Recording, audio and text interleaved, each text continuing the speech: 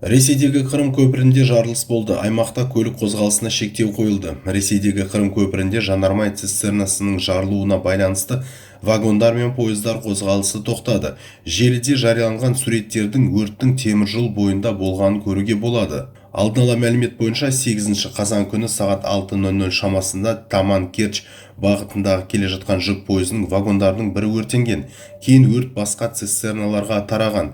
Қырым басшысының кеңесшісі Олег Крючковтың айтуынша, Қырым көпірінің кеме жүретін аркалары бүлінбеген. Бөліктердің бірінде жанармай цистернасы жанып жатқаны мәлім. Кеме жүретін аркалары аман. Оқиғаның себептері мен салдары туралы айту әлі ерте.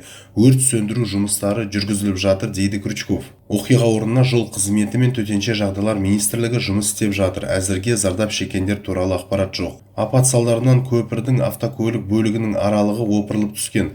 Көпірдегі цистернаның өртеніп кетуіне байланысты Керчь бұғазындағы кеме қатынасы тоқтаған жоқ, деп хабарлады Росморечфлот. Ресейлік бұқаралық ақпарат құралдары Керчь қаласында Қырым көпіріне жете алмайтын көліктердің жүргізушілері мен жолаушыларына суы мен дәретханасы бар автотұрақ ұйымдастырылғаны жазды.